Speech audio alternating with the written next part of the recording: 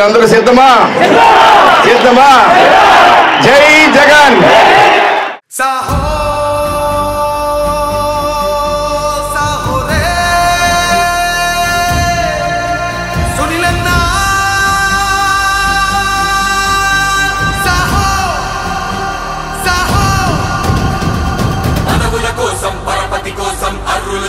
స్వార్థం కోసం నాయకుడైతే జనాల నోట్లో మట్టి, ప్రజలందరి కోసం, పేదల కోసం, యువతరాల భవితవ్యం కోసం నాయకుడైతే సునీల్ చలమల శెట్టి.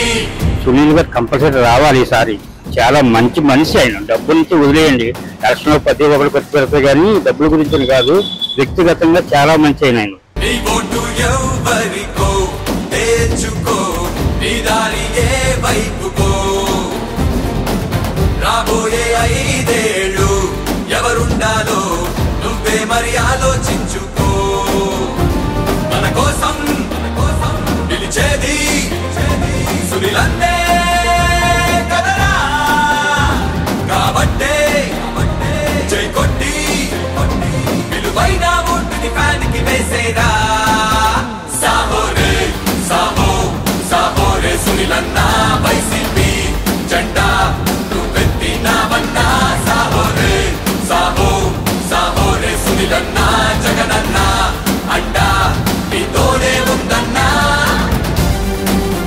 సాహో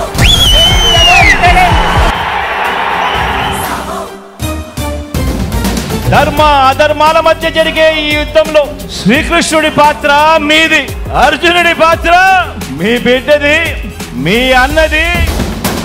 కష్టాన్నే నమ్మాడు, పడినా సరే లేచాడు, తన చరితని రాశాడు. చుట్టూరా జనమంతా తన చుట్టాలన్నాడు, బాధ్యతలే మోసాడు. ఖండాలే దాటి రంచే గెలిచి జెండా పాతాడు, గోదారి బిడ్డ తెగువే తెలిపాడు. అవకాశాలేని యువతని వెతికి తనతో పాటు రమ్మని పిలిచి ఉద్యోగాలతో ఊపిరి పోశాడు. సాహోరే సాహో సాహోరే సునీలన్నా వైసీపీ జెండా నువ్వెత్తినావన్నా. సాహోరే సాహో సాహోరే సునీలన్నా జగనన్నా అండా నీతోనే ఉందన్నా.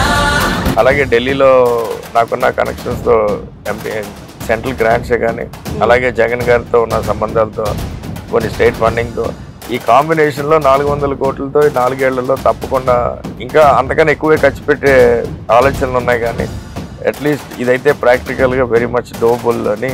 హామీలిచ్చి ముంచే వాళ్ళని దూరం దూరం జరగంటట్టు అదిలించాడు కూటమినే జగనన్నా.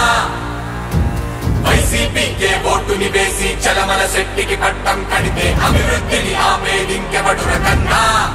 జగన్మోహన్ రెడ్డి గారు ముఖ్యమంత్రి అయిన తర్వాత మీకు ఏ విధంగా అయితేనో ప్రతి ఇంటికి నిజమైన లబ్ధిదారులను ఐడెంటిఫై చేసి ఆ లబ్ధిదారులకి లబ్ధి పొందే విధంగా కూడా ఆయన కార్యక్రమాలు చేయడం జరిగింది. ఒకటి, బటన్ నొక్కి డైరెక్ట్గా మీ అకౌంట్లో డబ్బులు పడేది.